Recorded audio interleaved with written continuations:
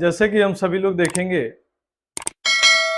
बिहार की एक मुख्य समस्या है बाढ़ की समस्या। बाढ़ की समस्या सबको पता है। आने वाले जब बारिश के सीजन चालू होता है, बाढ़ बिहार के लमसम 70% एरिया में बाढ़ पीड़ित हो जाता है और उससे बहुत सारे लोग के जान माल की नुकसान होती है। बाकी सब चीजें, खेती बाड़ी, पैसे, आर्थिक रूप से, शारीरिक रूप से बहुत परेशानियां होती है और सब लोग देखते हैं। लेकिन बिहार में ये जो बाढ़ की समस्या होती है, जब बाढ़ की समस्या बाढ़ आ जाती है, उस टाइम में जब लोग बात करते हैं और उस टाइम में हम देखते हैं कि सभी लोगों के एग्रेशन और सभी लोगों के अंदर ये सब जागरूकता हो जाती है कि बिहार में बाढ़ आया, इसके लिए सरकार कुछ नहीं कर रही है, इसके लिए बहुत सारी चीजें करना चाहिए, इसके लिए ऐसे करते तो बाढ़ नहीं आती, इसमें ये सुधार करना चाहिए, इसके पीछे गवर्नमेंट काम नहीं कर रही है, या बाकी सभी चीजें बहुत सारे लोग आइडिया आके देते हैं। हम लोग कभी सोचे हैं कि बिहार में जो ये समस्याएं आती हैं और जब ये खत्म होती है और उसके बीच में जो 7 से 8 महीने का टाइम मिलता है, जब उस क्षेत्र में बाढ़ नहीं रहता है, उस टाइम में कोई प्लान होता है क्या कि ये आने वाले फिर अगले साल, आज इस साल में जो हमने परेशानी झेला, इस साल में जो हमारी मतलब बाढ़ की वजह से समस्याएं आई, जो हमारी आर्थिक नुकसान हुआ, शारीरिक नुकसान हुआ, जान माल का नुकसान हुआ, उसको अगले साल इस तरह की कोई ऐसी परेशानी ना आए, उस पर काम किया जाए। बिहार के सबसे मुख्य व्यवसाय और एक तरह से बोले तो मुख्य लोगों को जीवन यापन करने के लिए सबसे बड़ी चीजें थी तो खेती बाड़ी, कृषि प्रधान एरिया है। बिहार के देखेंगे तो 70-80% क्षेत्र ऐसा है जहां पे अच्छी खेती करने लायक जमीन है, समतल भूमि है, जहां पानी की सुविधाएं अच्छी है, बाकी सभी चीजें, और खेती अच्छे तरीके से होती थी। लेकिन आज देखेंगे तो वो 20 से 25% पे सिमट के रह गई है। लोग, कुछ लोग तो जो खेती अच्छे तरीके से करते थे वो आज करना नहीं चाहते हैं। क्यों? क्योंकि उन्हें पता है कि अगर हम खेती में, एक तो आर्थिक रूप से कोई रोजगार वहां पे है नहीं बड़ी, और जो हम खेती से भी जीवन यापन करते थे या जो उसको अवसर के रूप में खेती अच्छे तरीके से करके उससे जो इनकम करके हम लोग आगे की अपने जीवन यापन या सुविधाएं में जो परेशानियां हैं उसको दूर करते थे, तो बाढ़ की समस्या के वजह से वो सब चीजें नुकसान होने लगी और लोगों ने देखा कि इसमें हम इन्वेस्टमेंट करके और ज्यादा नुकसान होता है, तो लोगों की रुचि खेती की तरफ से हट गई। आज कुछ लोग कर रहे हैं, वो मजबूरी में कर रहे हैं, खुशी से नहीं कर रहे हैं। जो उतनी इंटेंशन से, जो लगन से करते थे पहले, वो हिसाब से नहीं कर रहे हैं। लेकिन उससे दूसरे को क्या है, आज हम देखते हैं किसी एक पार्टी के लिए आंदोलन निकाल के कोई एक परेशानी हुई तो उसके पीछे हम झंडा लेके घूम के कर ले रहे हैं। लेकिन ये कभी भी जो बाढ़ पीड़ित क्षेत्र है उसमें किसी को उसके लिए आंदोलन निकालते हुए नहीं देखा। हम उसके लिए क्यों आवाज नहीं उठा रहे?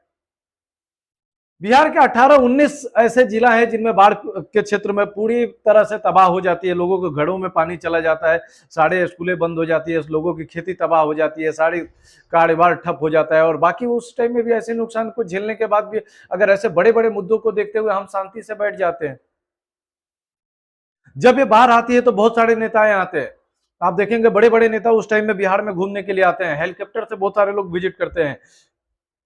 पानी के अंदर बहुत सारे लोगों को दिखता है कि वो कमर भर पानी में घुस के पीछे पीछे कैमरामैन को लेके घूम के दिखते हैं कि मैं आपके क्षेत्र में आपके मदद के लिए आया हूं। लेकिन क्या वो फोटो खिंचवा लेने और वो दिखावापन कर लेने से आपकी समस्याएं में क्या कमी आती है? हम आम लोगों को उस समस्याओं से निकल के उसके लिए क्या, उसमें से बचने का क्या रास्ता निकलता है? कुछ भी नहीं निकलता है, क्योंकि हम शांति से बैठे रहते हैं। हम जो जो चीजें पे आवाज उठाना चाहिए वो चीजें को समझ के उसके खिलाफ में आवाज नहीं उठाते। हम यही समझ के बैठ गए हैं कि इससे हमारा कोई इलाज नहीं है, इसका कोई रास्ता नहीं निकलने वाला है। दुनिया में ऐसी कोई परेशानी नहीं है जिसका रास्ता नहीं निकले। हम बार बार ये दोष देते हैं कि नेपाल के बॉर्डर से जहां पे वो डैम बना हुआ है वहां से पानी छोड़ दिया ज्यादा मात्रा में, लोग नेताएं वही आते हैं प्रेस कॉन्फ्रेंस करके यही बोलते हैं कि वहां पानी, बारिश ज्यादा हो गई, वहां डैम के ऊपर पानी ज्यादा हुआ, नेपाल से पानी ज्यादा मात्रा में छोड़ दिया और वहां से छोड़ने की वजह से ये बाढ़ आ गई।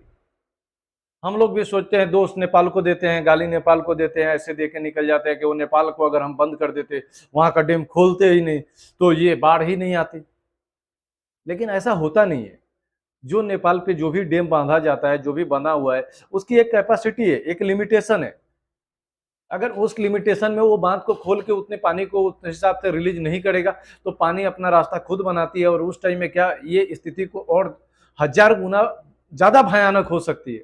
उनके पास भी कुछ लिमिटेशन है, क्योंकि वो बांध की जो कैपेसिटी है, अगर वो खोलेगा नहीं तो पानी ओवरफ्लो होकर ज्यादा होगा तो बांध के ऊपर से पानी आएगा, और जब बांध के ऊपर से पानी आना चालू होगा तो उसकी दबाव इतनी ज्यादा होगी, हो सकता है उस टाइम में बांध टूट भी जाए।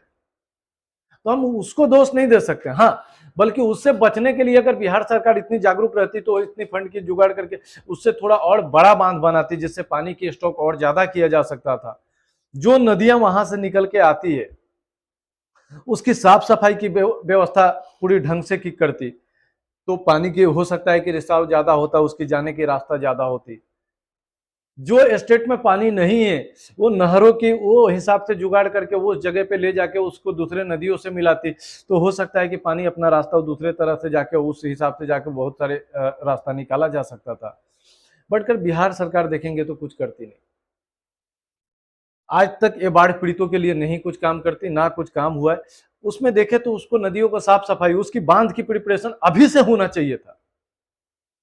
जिस एरिया में बांध कमजोर है, जहां नदी कई जगह पे क्या होता है कि पानी चलते चलते उसमें क्या होता है कि कीचड़ भरने की वजह से पानी काट के अपना भर जाते हैं नदियां, उसमें मिट्टी भर के वो उसकी लेवल ऊपर की तरफ आ जाती है। तो क्या होता है, नदी अगर पानी के लेवल मिट्टी भर के ऊपर की तरफ आ गई तो पानी अगर ज्यादा मात्रा में आएगा तो फैलते जाएगा, और फैलेगा तो उसको कंट्रोल करना मुश्किल ही होगा। कोई भी चीज अगर लिमिट मात्रा में सही तरीके से उसके रास्ते पे नहीं चलने का देंगे तो वो तो रास्ता दूसरा खोजेगा ही, और बिहार में यही स्थिति होती है। हम जब देखेंगे कि उत्तराखंड के होते उत्तर प्रदेश की तरफ से देखते हुए जो नर्मदा मध्य प्रदेश में ये जाती है, उसकी उसमें पानी की रास्ता, अगर उस नदी की कैपेसिटी ज्यादा है जो महाराष्ट्र से होते हुए गंडक ये सब निकल के बाहर की तरफ जाती है, उसमें मिलाने के लिए कहीं रास्ता निकाला हुआ है क्या? पानी को बाहर जाने के लिए उस पर गवर्नमेंट ने कभी काम करने का सोचा है क्या? बिहार गवर्नमेंट के पास में कोई प्लान नहीं है, क्योंकि ये वोट की राजनीति है। पानी होगी उसमें भी फिर क्या आपदा, ये बंटवारा करेंगे, हम राशन बांटेंगे, ये बांटेंगे, उसमें भी उनको करप्शन करने के लिए पैसे मिल जाएंगे। और ये सब चीजों को जब तक ये सब चीजें इन मुद्दों पे काम नहीं होगा, जब तक ये बाढ़ की समस्या को हम खत्म नहीं करेंगे, हम कैसे उम्मीद करते हैं कि बाहर से कोई इंडस्ट्री आके हमारे क्षेत्र में लगाएगा और हम को रोजगार उसके थ्रू हम काम कर पाएंगे? जब तक ये छोटी छोटी समस्याओं पे काम नहीं होगा ना, जब तक इन छोटी छोटी समस्याओं को दूर नहीं किया जाएगा, जब तक ये बाढ़ पीड़ित क्षेत्रों को बाढ़ से उबारा नहीं जाएगा, जब तक इन सब चीजों पर लोगों के अंदर कॉन्फिडेंस नहीं लाया जाएगा, कोई भी बाहर से इंडस्ट्री नहीं आएगी। क्योंकि उनको पता है कि जब यहाँ पे हर साल बाढ़ आना है, हर साल इतनी मात्रा में पानी बढ़ना है कि जिससे सब कुछ तबाह हो जाना है, तो वहां आप कभी सोचे हैं कि कौन आके फैक्ट्री लगाएगा और हर साल अपना नुकसान और तबाही आपके लिए कौन करेगा? कोई करेगा क्या? कोई नहीं करेगा। लेकिन आज तक बिहार सरकार या सेंट्रल गवर्नमेंट जो भी है मिलके कभी इन मुद्दों पे बात किया क्या कि इन सब समस्याओं को दूर कैसे किया जा सके? इन समस्याओं को दूर करने के लिए क्या कदम उठाना चाहिए? खाली हम रोते हैं, हमारी सरकार भी रोती है, हमारे पास फंड नहीं है, फंड नहीं है, फंड नहीं है, लेकिन वो आपदा में 1000 करोड़ बांटने के लिए, अरे कौन बोलता है कि उस आपदा में आके आप 500 करोड़ का सामान बांटो, 1000 करोड़ का बांटो, राशन बांटो, ये करो, आप हेलीकॉप्टर से मुआयना करो, उसमें पैसा खर्चा करो? आपके हेलीकॉप्टर के मुआयना करने से बाढ़ खत्म होने वाली है क्या? ये दिखावेपन है। 10 नेता जो बाढ़ के टाइम में आके आपको देखने के लिए आते हैं, घुस के जाएंगे पानी में, फोटो खींचेंगे, उससे बाढ़ की समस्याएं दूर होती है क्या? भाई साहब, आपको 8 महीने टाइम मिलता है, हर साल मिलता है। अगर आप प्लान करके एक एक एरिया पे, ठीक है, समझ सकता हूं कि ये चीजें को एक दिन में दूर नहीं किया जाता है, 1 साल से दूर नहीं किया जा सकता, 5 साल में तो किया जा सकता है, 10 साल में तो किया जा सकता है।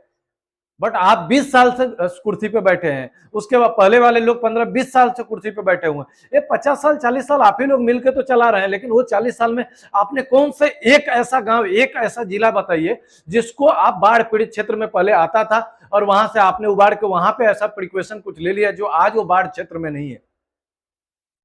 एक ऐसे डिस्ट्रिक्ट को आपने निकाला क्या? नहीं निकाला।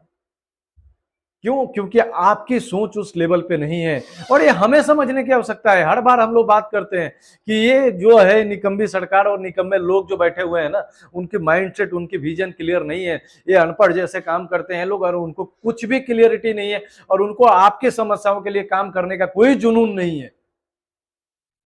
हर चीजें पैसा दूर नहीं करती, बहुत सारी चीजें सोच से दूर होती है। आपकी माइंडसेट से दूर हो सकती है, आपकी विजन से दूर हो सकती है। अगर आप उस हिसाब से उस रास्ते पे काम करने की कोशिश किए होते ना, तो यार बहुत कुछ बिहार में बदलाव हो सकता था, जो अभी तक नहीं हुआ और ना हो रहा है।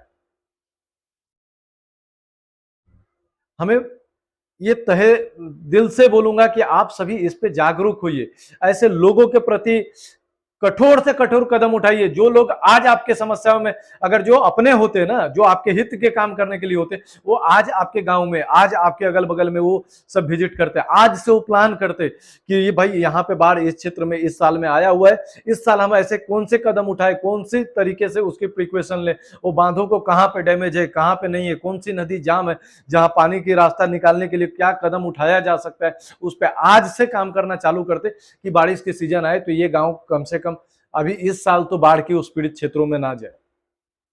जान माल की, लाखों लोगों की जान की नुकसान होती है। उन नुकसान के बाद भी वो आके आपको ऐलान करेंगे इनको 1 लाख रुपए, इनको 5 लाख रुपए, इनको 2 लाख रुपए देंगे।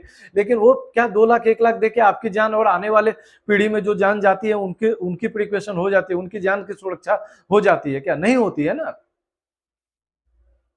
क्योंकि ये टेम्पोररी सोल्यूशन दिखावेपन करने से कुछ दूर नहीं होगा।